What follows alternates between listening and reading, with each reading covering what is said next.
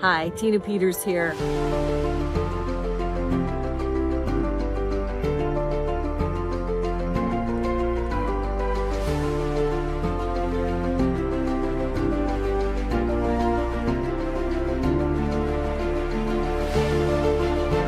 See, today they go after you if you're investigating. Yeah. That sort of thing.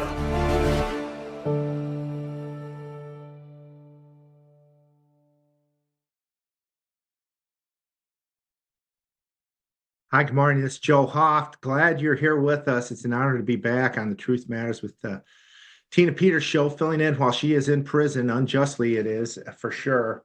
And it's really just a blessing, I think, to be able to do this and to continue to stand up for Tina and continue with her show while she's in prison and jail. I tell you what, God bless her. Let's keep her in all our prayers, especially this Holy Week across the world as we celebrate Easter next Sunday. Dear Lord Jesus, hold her in your hands, protect her, and make her, give her safety and get her out of there as soon as you can. And bring the people that put her into this prison, bring those people to justice, because that's what we're all wanting. That's what we were fighting for. This country's never been as broken as it was under Joe Biden. I think, well, maybe with exception of the Civil War. I don't know. I don't even know then. It is broke, and we need to fix it, and we need to address all these communists that are out there that are trying to destroy this nation. And so we're going to start off the show today.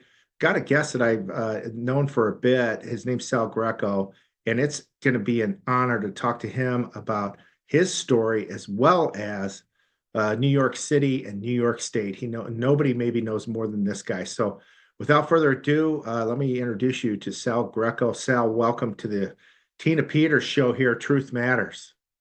It's an honor to be here, Joe. And I just want to say for the record, I don't know why Tina's still languishing in a prison, whereas an arch criminal such as Eric Adams, whose trial would have started next week and would have most definitely been convicted and been guilty, is not. And it still seems, Joe, that we still have a two-tier justice system in this country. And I know Trump's trying to fix it, but let's get to let's try to help people who are unjustly being persecuted, prosecuted, and languishing in prison, while others that belong there don't even have a trial to start with. It's really disturbing, Joe.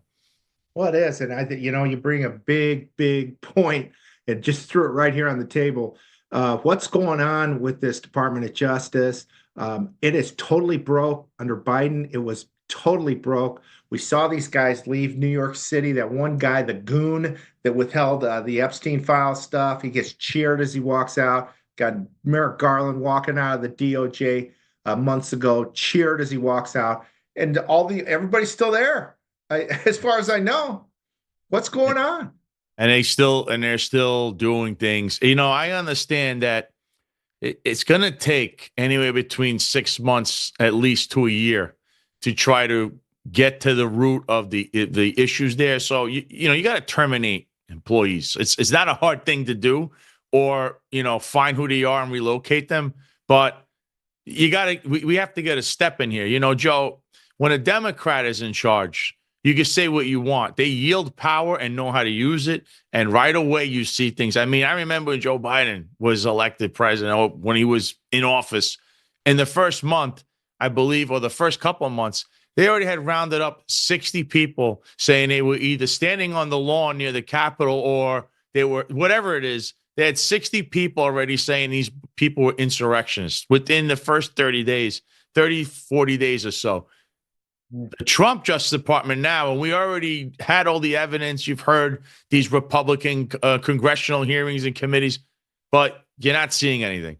And I understand you have to have some patience, Joe, but at the same time, when someone like Tina Peters is languishing in prison still, you have to wonder what's going on and what kind of nefarious characters are still hanging around. Or do we have rhinos everywhere where everyone just, we're in power, but we don't care? It's usually the case, Joe, a lot of times when Republicans are in office. That's right there on the other side. Many of them, it's gross. We're seeing across the country in red states. I've talked to somebody this morning. Some of these red states, they're ran by rhinos who, the same thing as Democrats, maybe radical Democrats, what they are. We're seeing it in Missouri, Florida, Texas. The list goes on and on, over and over and over again. Same, same story, different day and a different state. But you're right. It's outrageous. Hey, Sal, before we really start digging into this more, why don't you tell people a bit about your story and what happened to you? Because it's not just people that are getting thrown in prison that are under attack. It's people like you that was just doing your job, living your life, and suddenly, boom, you get hammered and really attacked by the people that you were ultimately working for in New York City. Yeah, so I was a 14-year veteran of the NYPD. I have an unblemished record. Obviously, you see behind me, I have numerous awards.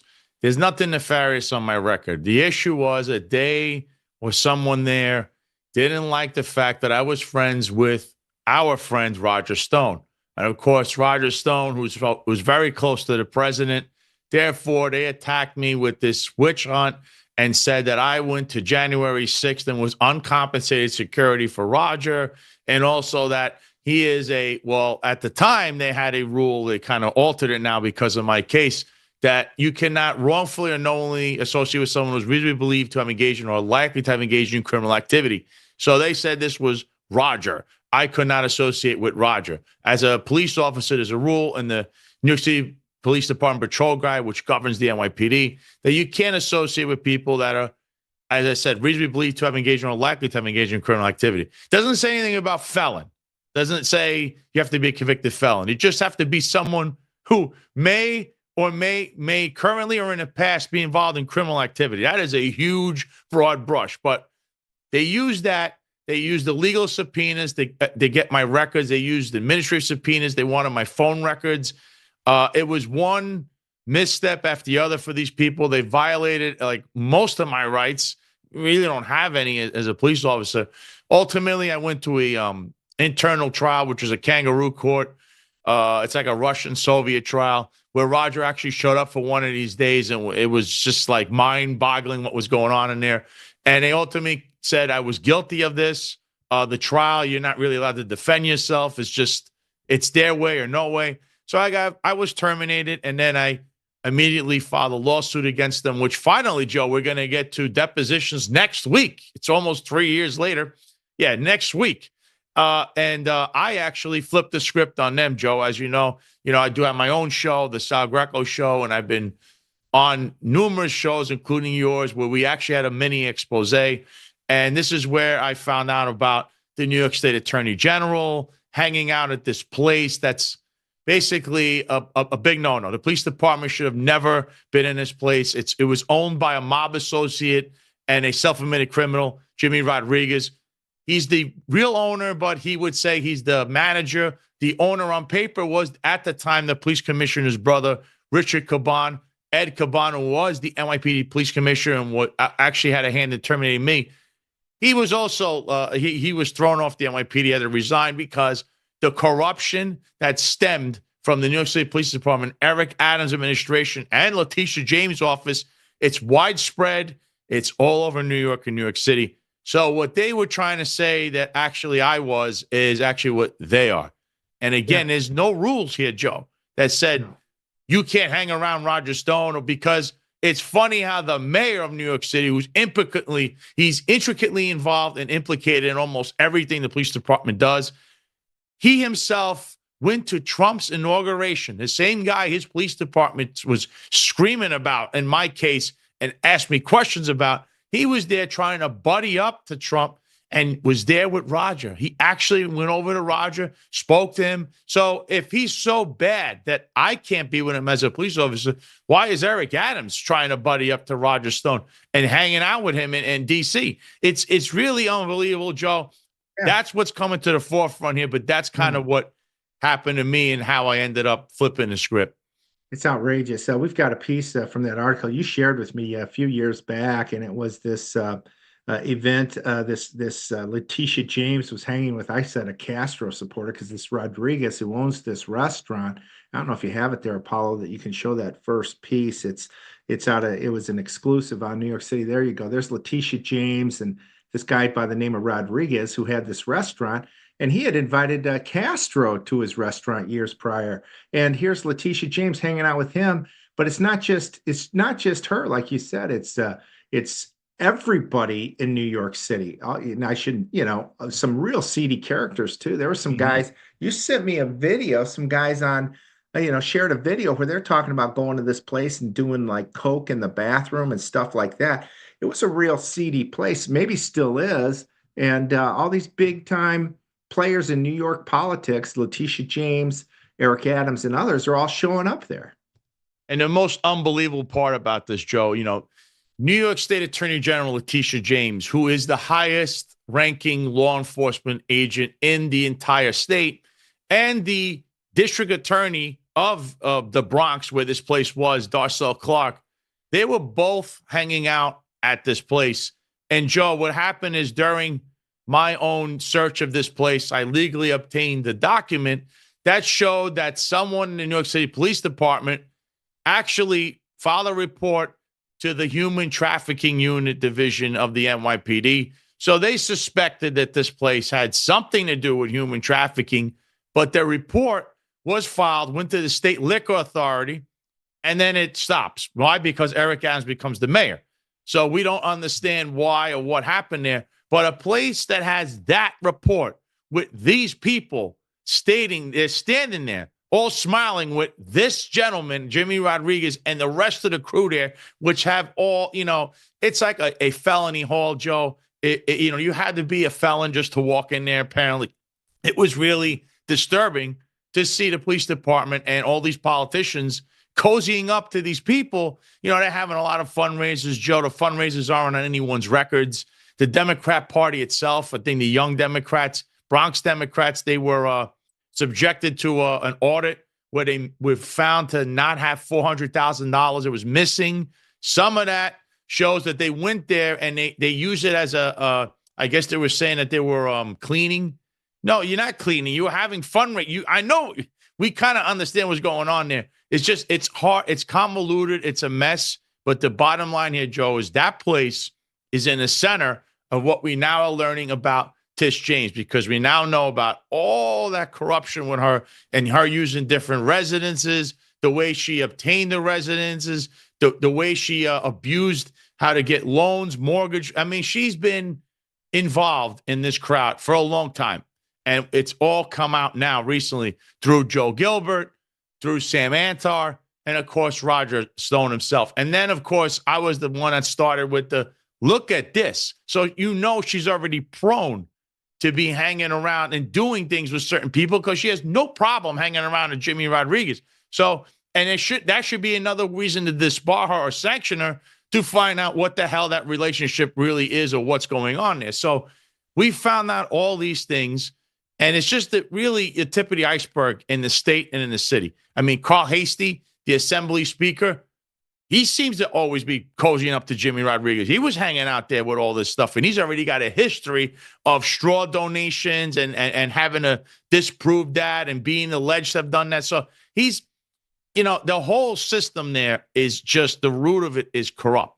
And the only person they actually indicted for anything was Eric Adams. Meanwhile, Eric Adams is one of many, but still, people are a little upset about that because Eric Adams was so corrupt, and there's so many other people that now pled guilty, were witnesses, had the juries, and for whatever reason, Trump decides to let him off the hook. So when people tell me, oh, all that thing you did with Eric, exposing him and stuff, look, I'm not the president. I led the horse to water. I can't force it to drink, but everything that I laid out proves without a shadow of a doubt, Eric Adams is one of many, but he is absolutely corrupt and a criminal. Well, this must be frustrating. I mean, here you are, a policeman in good standing, similar to Tina Peters, never been in trouble before, ever. And all of a sudden, you lose your job because you meet with Roger Stone. They say it was because he's a criminal or whatever. And yet here's all these guys hanging out at this with this Rodriguez, and lots of people there have records. And it's like, what's going on here? Letitia James being one of them, all these big time New Yorkers at this place, real questionable, huge questions there. Well, recently, you came out with some more evidence on Letitia James about a contract that she has related to a house in, is it in Virginia? Is that where it's at?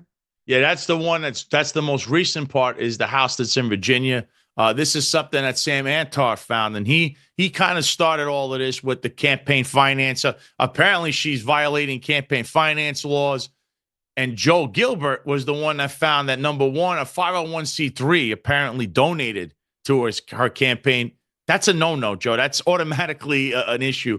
And also the fact that she was getting mortgage loans through this program where you can't make more. She was making over 120,000 a year. So she doesn't need these loans. The loan is not designed for that. But she had put somewhere along the line that she was married to her father to get this loan.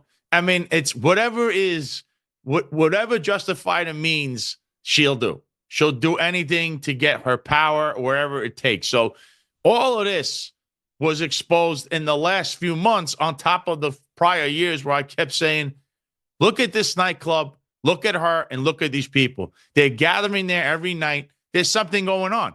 But if you now put the whole puzzle together, this kind of comes into picture what you really have in front of you. And it's funny because the whole time, Joe, she was saying how Trump overvaluated his property and all this other nonsense. Right. And yet, here she is doing exactly what she says that Trump did while she's hanging out with the seediest people. I don't know what, Attorney General, you have to understand, Joe, I come from this background. Their claim that Roger Stone was a criminal is all because of that stupid case he had where they said he lied to Congress, and then he was pardoned from anyway. So I don't, it's basically like a whitewash there. But with her hanging around these people, you really need to question where's her head at? What's her logic? These people are not informants, Joe. They're not running around informing people about crimes. She's just part of the culture. And that should get so. What is really going on in her office? That's the next question that people really need to look at. So you look at her, not making a value judgment, Joe. We're just looking at her saying, all of this, all the preponderance of evidence proves she's unfit to be in office. She's also a horrible politician. And quite frankly, she's a criminal and she should be prosecuted. I mean, if she's saying that she's married to her dad in order to get a mortgage down in another state, and it's the whole thing in New York. Actually, that was in New York. The other one is the Virginia one's recent. She's stating she has a residency there, Joe. You can't be the sitting New York State Attorney General and live somewhere else, and technically that's what she's doing. So get a lower rate. That's what they do. It's outrageous. It's like this so stupid. It's like, why are they even doing that? We saw that with Adam Schiff. Said he was a resident of Maryland, but wait a minute, but you're congressman for California. How's that work? These guys are getting away with whatever they want. They can do whatever they want. This is why, back to what we started off with here, we need justice. We need somebody to come start arresting these people. This is outrageous. Letitia James, though, the thing with her and Schiff for that matter, is that they're just so sleazy. Yep. I mean, the stuff she said about Trump before she was somehow voted in New York. I don't believe any elections anymore, by the way. It's after all my studies on this stuff, they're total joke, and it's total communism. That's what we're living in here. Half of the U.S. is communist because you can't replace these goons that have stepped into these jobs, like Letitia James. She's threatening Trump, as her campaign pitch, and then these bogus, charges against Trump. They're the most disgusting thing. It was like Trump didn't do anything wrong. We all knew it, and they're just making stuff up. And here she's the one committing crimes. And then you have to defend yourself because that's the way it is. And this is the country you live in today, though. That's the problem, Joe. And it's almost like they're holding certain jurisdictions and states hostages. But at the same time, Joe, we have the problem inside the Republican Party itself, where now you are in power, and then what happens? It's like they win only to go side with the people that were torturing them. That's what, or they have like one big circle that's a power structure, and they don't seem to want to get away from. That's what I've seen this pattern. I could point to many different jurisdictions and states, and you see that. I remember back in the day we had Trey Gowdy standing up, screaming, and he did nothing. He just did it so he could be famous on TV and have a show. In New York City Council, we have the left-wing version now, Lincoln Ressler. He's pointing out all this corruption by the police department, Eric Adams, and then nothing happens. So it's like They do it for themselves. They do it to, build their own platform, but they never do anything. It's just you yield all this power, use it. It's not political. People don't listen. When you start doing things like you did to President Trump, that's political. He's the one person in this country. I mean, there's a couple others, but Roger and Mike Flynn, but all these people in the last few years could say, my prosecution was purely political. And it was. His was political. General Mike Flynn was political. Roger Stone's was political. I could point to these and tell you why. But other people like Eric Adams, like a potential Tish James, it wouldn't be political. And you have to draw the line and say, well, but you're a criminal. You're using your office to gain benefits for yourself, or you're using your office to commit crimes and act like a mob boss. All these different things add into there. But again, it seems like those who are in power don't want to use it. But when it's the reverse, they're using their power and yielding it all over the place. So that seems to be an issue as well, Joe. It's repeatedly over and over and over again. It's ruthless too. I mean, Biden, in your case in New York City, it was to hurt you. It was to hurt Roger Stone too. Here you are, just have befriended the guy. The guy was absolutely savaged during the Trump years by the DOJ. Trump was president then, and he was being told, I believe, by his people, you got to stand back, you can't do anything, let this happen, you stay out of it, blah, blah, blah. And put him in a hell of a situation. At the same time, even with Russia, tried to say Russia is, involved in this, and they've got a lot of nukes. And so what horrible people these people are. They don't care about this country at all. It's all about power, and it's about destroying their enemy. This is savage stuff that Nazis did, to take power in Germany. It's savage. That's what's hitting me lately. It's like I've shared this stuff somewhat. It's like it's so real right now. You look at it, it's so real. We got to wake up, because look at beautiful Tina Peters is sitting in prison right now. She did nothing wrong. She did everything right. And she's in prison. And that judge was just vile to her. This guy was nasty. Nobody has a fair trial in front of that guy. Nobody. It was gross, the stuff he said to her. That's something else, Joe. Not true. Joe, the judges in this country, like the circuit judges, I never understood why you're allowed, unless I come from this system, you're allowed to put an injunction nationwide. You're a judge in, let's say, D.C. You're a judge in Phoenix, Arizona. Why can you do a nationwide injunction? You represent the District of Columbia. You represent the District of Phoenix. You do not represent the United States of America. Not as a whole. You can't just say, I'm going to start dictating what someone in Minnesota could do by putting this ruling in. So the judges rule, that their law there is the judge supposed to interpret the law, not become the law. You're not elected to office. That's where I'm seeing a lot of this immigration stuff where, again, Trump's policies, he is the elected official in office. He's enacting these different things to try to curb illegal immigration. Now, you as a judge could say, yes or no, I'm interpreting the law this way or that way. You can't turn around and say this is nationwide injunction until next year. And no, that should be something you need to curtail the judge's rulings where it's set to whatever that ruling is. It doesn't mean now we're going to do an injunction so that President Trump and the DOJ and ICE cannot deport people going here. Or you got to go. One of them, I heard he's got to go to the country and try to bring someone back. Yeah. I don't know what that's all about. And there could be some people that get caught up in a dragnet and are not illegal or something. I heard that there was one like that also. But at the same time, the ruling that you're hearing with these judges, the nationwide injunction stuff, Joe, has been going on for a long time now. And it goes and this pendulum swings both ways. And I don't think that's right, because you're supposed to have sovereignty, each district, each state. So why is a judge in D.C. putting a nationwide injunction on deporting people or having people go to, El Salvador, which Trump was doing? What is that all about, Joe? And it's constant. It's constant. Yeah.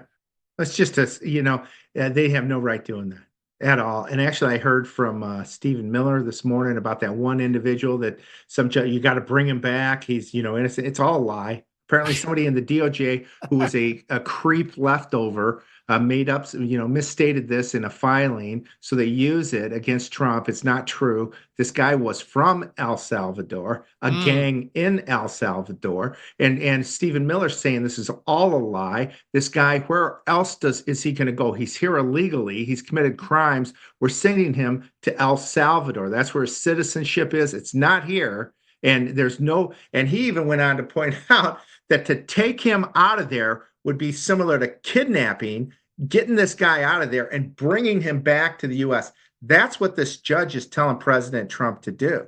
Grab this guy, bring him back, even though he's a citizen of El Salvador. So they're screwed up so bad on this. Who are these these Biden judges they're like dumb as bricks and corrupt. Obama judges have a little bit of sinister, sleaziness to them, but and corrupt. But at least some of them seem, snarky enough to do stuff that's halts things for a while. The Biden judges are idiots. But anyways, that's what we're living with right now. That's it's communist stuff. When you say Biden judges, it makes me remember about Joe Biden, and it says, well, the apple doesn't fall far from the tree there, considering the source. What did you expect? I don't even know if the guy knew he was appointing judges or who he was. I'd be honest. No, you almost got to look, Joe. You look back on those years, and you see like all the rampant corruption and all the stuff that's gone on, especially underneath Joe Biden. And now with Trump, it almost feels like he's been there for a long time, but it's only been 4 months. And as much as he's had a few missteps, because no one's going to get it perfect, like I said, I don't know what happened with Eric Adams. I think that's the biggest black eye. I think the Epstein files thing was another disaster. But look at all the positives you have. And again, he's fighting the same people you saw resist him before, and also those in the same party. You have the same issues going on. And through it all, he's still chugging along. I think Doge is great. I think, the immigration policy. Listen, nothing's perfect, but he's got to try to curtail it before we go into what we really need, Joe, because we don't have enough immigration judges. You don't have also the personnel to be deporting people. Eventually, this can that you see in front of you you can't just keep kicking it down the road. You're going to have to come up with a policy for those that are here already. It's just a fact. There are people that are here. They're never going to go back. They snuck in over the last couple of years. Some of them trying to do the right thing. There's, Trump wants to come up with that gold card, which I thought was a great idea, that might work now. So he's coming up with these ideas that are like a little innovative, and also he's got the touch of Trump in it. And I think it's great. And I think slowly you've seen, even with the tariffs, which is probably the smartest and best thing he's doing. I mean, I've heard people like Kevin O'Leary from the Shark Tank, say that, that tariff on China should be 400%. And that he says this country, 39% of the world's consumer goods come from here, and 25% of GDP is from the United States. Therefore, United States has all the cards here, and they've been actually giving it away, giving everything away.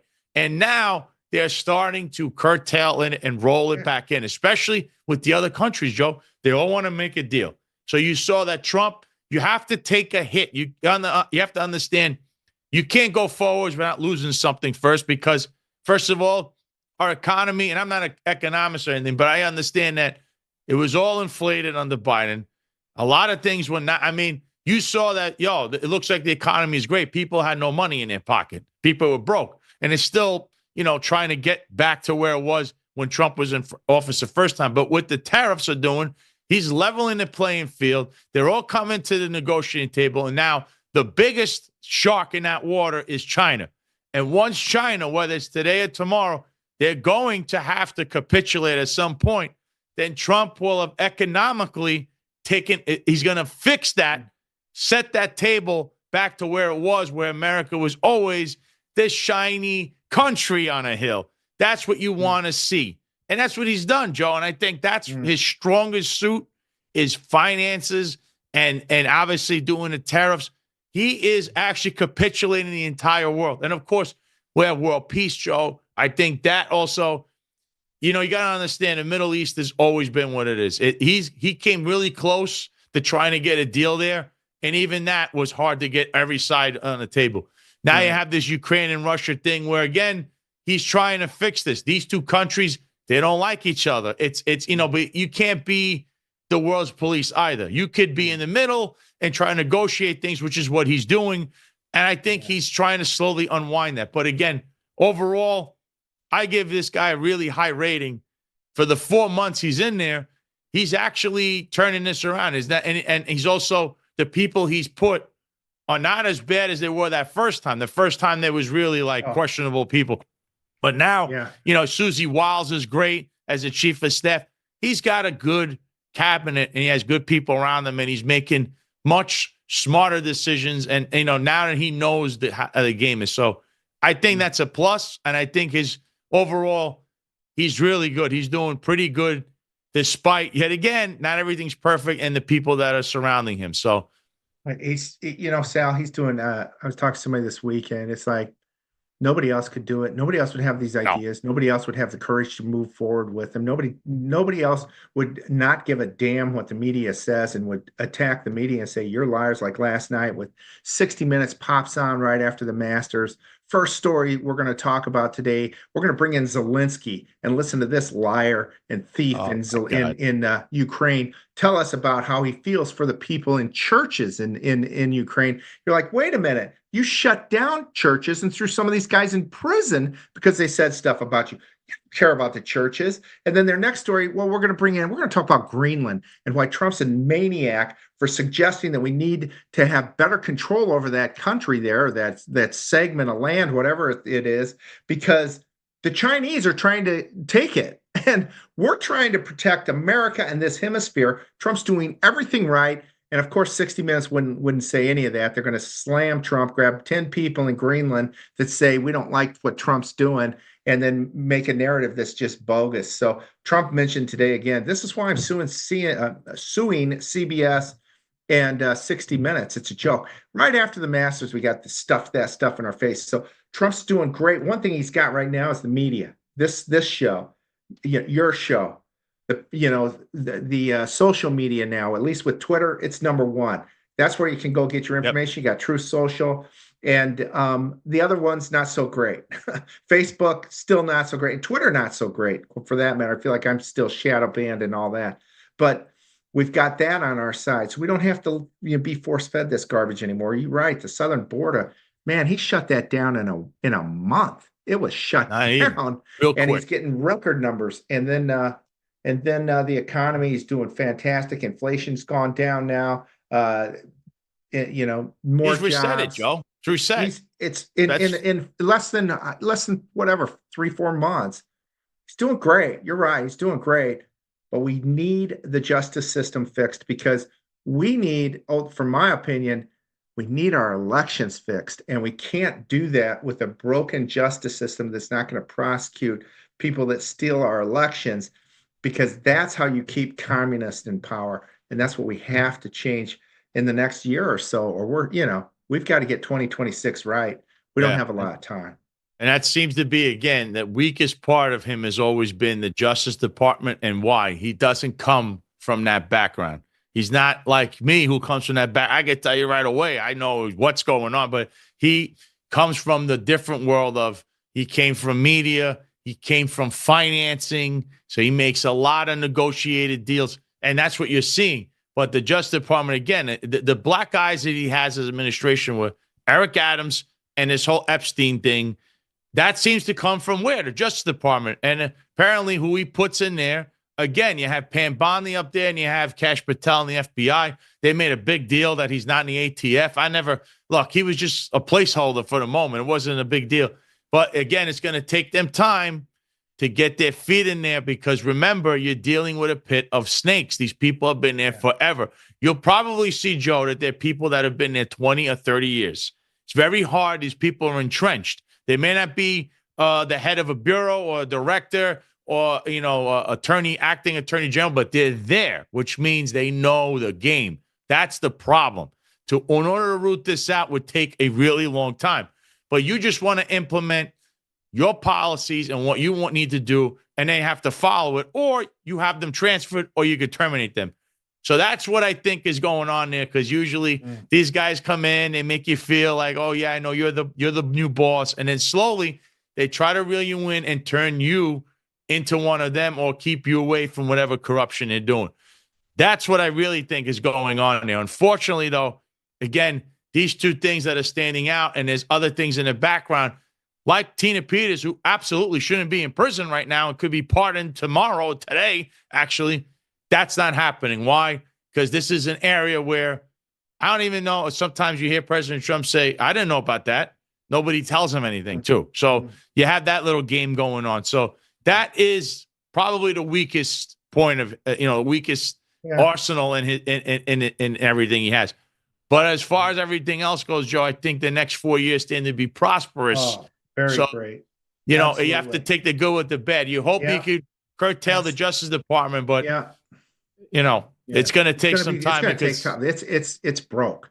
And by the way, Tina, like we mentioned before the show, we were talking offline. Yeah, she's in prison in Colorado due to the state action. So Trump can't pardon her. We've got to get her. We've got to work around, and they sleazily did that so that Trump couldn't when and if Trump wins. And so she's in a tough situation, but there are things that they've done, I believe, that they were legal. They broke federal laws Tina was doing her job federally. You can't throw somebody in prison for doing their job, especially with the federal government. So I think Trump's and his team do have some openings there to change this and get her out of prison. She's a hero, and that's why we're standing in for her. Sal, how can people reach you, and where can they go to follow you? Oh, sure. So on X, I'm at the Sal Greco. Also, I have my own show. It's streaming there live on Tuesdays and Thursdays. I'm going to start doing it now at 1:05 p.m. It's the Sal Greco Show. I'm also streaming on YouTube on the Finest Unfiltered YouTube channel. I've had some great guests recently. I had Owen Schroyer on Thursday. I had candidates for office in the mayor in New York City. I've had Roger on. I've had other candidates as well that were running for office. So it's a great show. I highlight a lot of different aspects, anything from sports to politics to legal system. I do analysis of cases. I have a lot of lawyers on explaining the inequities, we'll say, of the New York City Police Department and New York City and the bylaws and laws there. So it's a show basically that tries to be informative, Joe. There's a lot of low information people are in this country, and it's time for them to either get with the program or we're going to be overtaken by low information people. Yeah. So you can find the show on there. Also, I have another YouTube channel called The Sal Greco Show Segments, and I play different segments off my program, which you mentioned earlier about Letitia James. There's 3 of them in particular that went viral, and it was about the show when I had Joel Gilbert on. So I had Joel Gilbert on as a guest and Sam Mantar, but Joel Gilbert explained this whole Tish James thing, and that seems to have broken the algorithms on YouTube, Joe. It's very hard to do unless you're part of the system, but little old Sal Greco did it with Joel Gilbert. So the Sal Greco Show segments, you could always go on YouTube for that. Also, at 1:05 p.m. at the Sal Greco on X, I'll be streaming the show, or go to the Finest Unfiltered YouTube channel, and then you can also listen to it after it's live. You could go on all the major podcast streaming platforms like iHeartRadio, Spotify, Apple, and also salgreco.com. And at the Sal Greco on Instagram, on Truth Social, at Head of the Table. And if you have anything, you could always try to email me or shoot me a DM explaining any information you have in regards to if it's legal, New York City Police Department, anything you have that seems like no one's looking at this. Hey, without me, you probably never have anything out there in regards to Eric Adams or any of his corruption in the police department. Because, Joe, it's the largest police department in the country, and the way it's being run is disgusting. And the people they're hailing as heroes are anything but that. And it's usually the people in charge, Joe, that are the issue, not the men and women, rank and file, working in the street. They only do a job, Joe, and they try to do their best. Kind of like people in this country, but it's those up top that are trying to breathe down their necks and put their foot on their necks. So that's what we're here to try to change, Joe. Too many low information people in this country. We need to change that. They need to become informed. Amen. You're absolutely right. Sal, it's an honor having you on. We'll have to catch up with you after you do these depositions. Doing them. Can't wait to hear more about that. And thanks. Best of luck with everything. Appreciate all you're doing to shed light on people like Letitia James. Well done. Great work. Well, Joe, remember this. Without you, that would have never came to light because it was those articles that you wrote that started the merry-go-round. It was basically the demand. Everything. Appreciate all you're doing. It's Chef Tisha James. Without you, you wrote the my.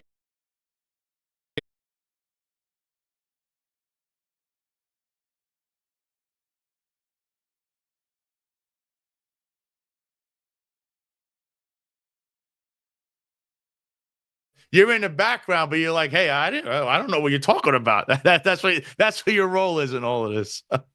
Well, hey, thanks, buddy. Thanks for reminding everybody too. Appreciate it. Thanks so much for coming on board and helping Tina and us out here and keeping her name alive. And we're moving ahead. For her. Hope to have her out soon. Appreciate you being here. Thanks Thank a you, lot. Joe. And God bless you. God bless everybody. Keep Tina in your prayers. Thanks so much. We'll take a quick break and we'll be right back here on The Truth Matters with Tina Peters.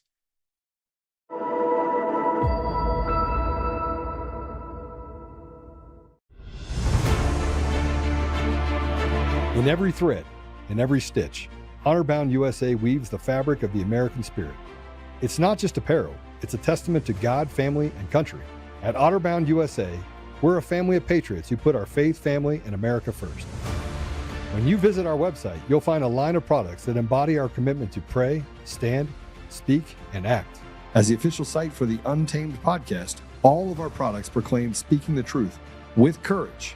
We also have the powerful documentary from Professor David Clements, Let My People Go. Identify yourself as one of the few who are willing to stand for what they believe in. Join the Honor-Bound USA family today. Wear it as a badge of honor, commitment to the values that shape us, and a pledge to the bright future we will build together. Because when you're honor-bound, you're not just wearing a brand, you're embodying a lifestyle.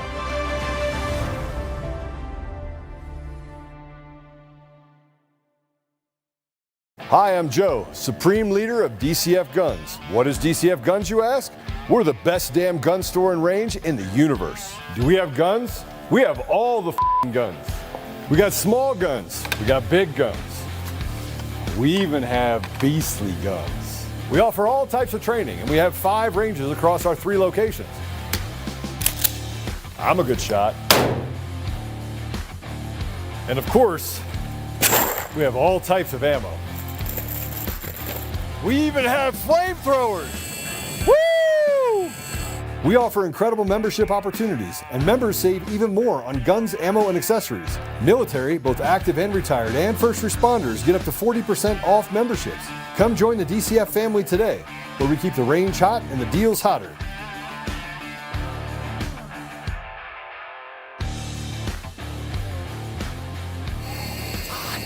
It's hot.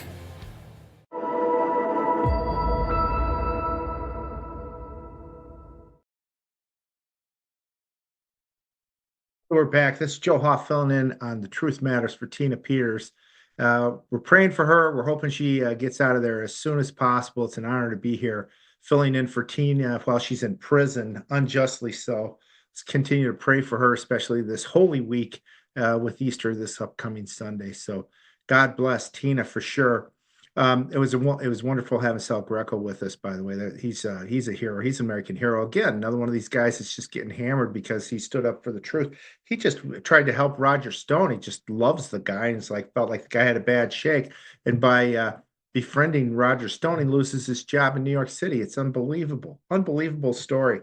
And so it's an honor to be to have Sal on and to help him in the past too, report on his case, which was outrageous, calling Roger Stone a criminal in New York City while these goons meet up every weekend at this one place that just seems seedy as can be. Anyways, that's New York City today. We got to clean that up for sure. God bless Sal Greco for bringing that all to light. Lots going on this weekend. There's a couple though pieces that I saw. Here's one that kind of grabbed me. It's Mike Binns. I really like what he's been sharing. He's really shed a lot of light on the corruption in this country. This is a piece Mike talks about, and he talks about basically a connection between U.S. universities and George Soros. Watch this. They think that their universities are just professors teaching, teaching students about a particular topic. They don't understand that, for example, that the Harvard endowment has made a huge amount of its $50 billion by working with the U.S. State Department in foreign regime change operations. I mean, this came out in the 1990s when Jeffrey Sachs was the head of the Harvard Endowment for International Development, was personally petitioning USAID for something like $500 million to administer the economic privatization of Russia during that shock therapy period. The Harvard Endowment and George Soros's Quantum Fund were given basically a no competitor closed auction bid on the sale of those formerly Soviet government held assets, and Harvard is getting billions of dollars in grants in total from the U.S. government while they're doing favors to them. The same thing with Columbia University, the same thing with Stanford University. Americans think that the universities are something that they are. I don't want to say that they're not, but that they're only partially.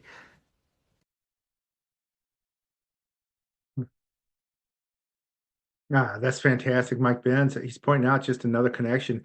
What Doge did really, I think, was lift the covers off of so many people's eyes with what's going on with the money in this country and how it's flowing around. That's outrageous. Harvard and George Soros had the only access to some of these Soviet money that they basically stolen from the Soviets at some point in time. The Russians. It's the stuff you don't know about it. Our media never talks about it. And fortunately, we're finally getting people and the locations where we can get the truth. Mike Benz has been outstanding.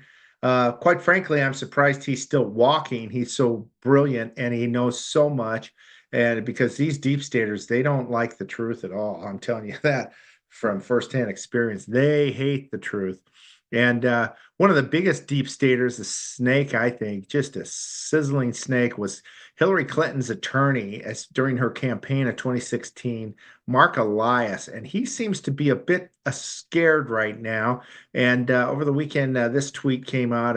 Elias, he's cleaned up his Twitter account as President Trump singled him out recently in at least one of his executive orders. Anyways, here's Hillary Clinton's attorney talking over the weekend.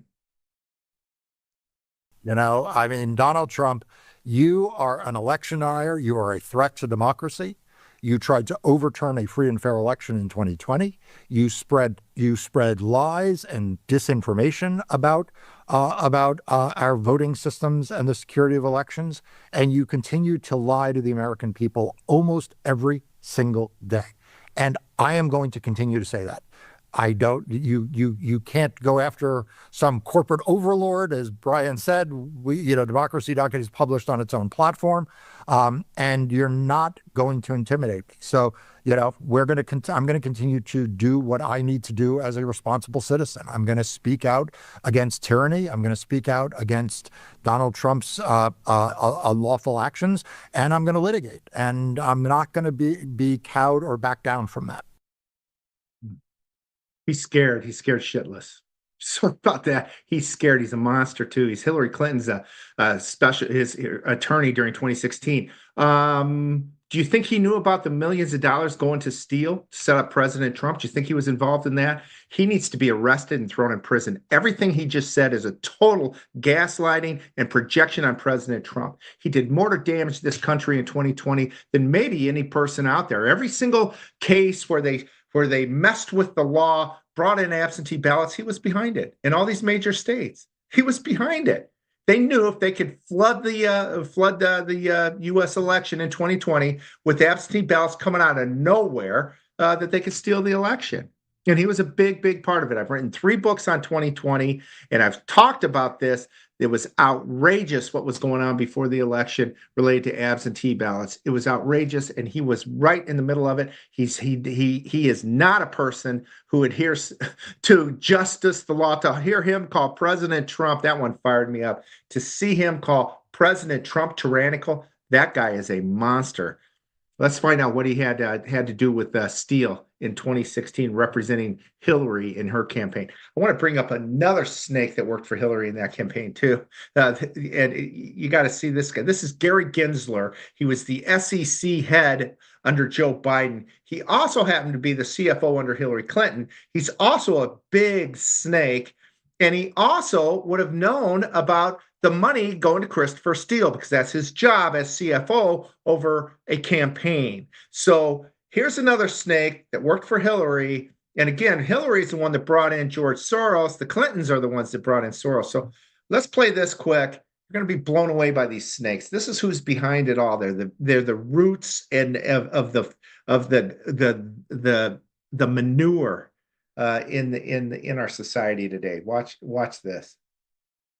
In 2016, you were the CFO of Hillary Clinton's failed presidential campaign. Is that correct? I was proud to be chief financial officer to the Clinton campaign. Great. Chairman Gensler, is it also correct that your current enforcement director, Gerber Grewal, was most recently the Attorney General of New Jersey? A yes or no answer will suffice. He served his nation well, and he was Attorney General of New Jersey. So just to recap, the Attorney General of New Jersey is the guy who refused to enforce immigration laws and cooperate with ICE. He also launched, I believe, 8 separate investigations against Donald Trump during his time as Attorney General. Chairman Gensler, is it also correct that your recently hired General Counsel, Megan Barbero, was previously Deputy General Counsel under Nancy Pelosi and litigated 2 impeachment hearings against Donald Trump? I believe she was Deputy General Counsel of the House of Representatives. Great. So, and I'll also note that one of your senior enforcement counsels is married to Peter Strzok. My point here, Mr. Gensler, is that you seem to have a very troubling pattern of hiring at an impartial regulatory agency a lot of people who seem to have a vendetta against the former president. And I fear and I worry that that has implicated itself and affected the policy at the SEC. Chairman Gensler, when did the SEC take its first enforcement action against a SPAC? Do you know the exact time? Senator, we'd have to get back to you. I don't know what decade that was. So according to my staff's research, September of 2021 is the first time that you guys at the SEC launched enforcement action against a SPAC. So I want to recap just a few things, and then I want to ask a question. First, you were Clinton's finance director in 2016, Hillary Clinton's finance director. Second, you hired anti-Trump enforcement director Grewal in July of 2021. Third, you brought in Ms. Barbero, who was the litigator on 2 House impeachment trials against Donald Trump. You have another enforcement counsel who is married to Peter Strzok. In November of 2021, Senator Warren urged you to investigate the SPAC merger involving Donald Trump's Truth Social company. And in December of 2021, just a few weeks later, you guys launched an investigation using a novel legal theory against the former president's social media company. That is some coincidence, isn't it, Mr. Gensler? Senator, it is good to meet you in person, but I think you're not correct. What was I not correct about there? We follow the facts and the law wherever they are.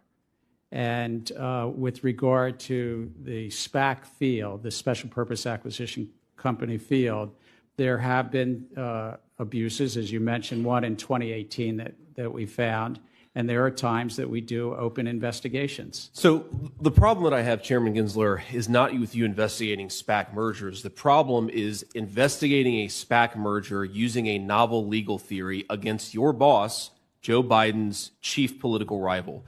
Also against a social media company, which, of course, at the time, Twitter and Facebook and every social media company had banned the former president. So you can make a pretty good argument that the SEC was using its enforcement powers to silence the chief political rival of the current president. Now, let me just offer another observation here. We are rightfully concerned in this chamber, at least on my side. That was brilliant. That was J.D. Vance, of course, grilling Gensler, who just sits there all meek and mild mannered. These guys need to be in prison. The real prisoners are not in prison. The prisoners have been running this country, and they need to be brought to justice. Got John Podesta and more, but we just are going to run out of time here. I've got to run over to the Joe Hoft show, which will be following this show here in a couple minutes. So I appreciate you guys being there. I appreciate you supporting Tina Peters and this channel, Untamed Nation, and it's an honor to be here. Happy Easter, and we'll see you soon, hopefully here in a couple minutes on the Joe Hoft show. Thanks for being here. Hi, Tina Peters here.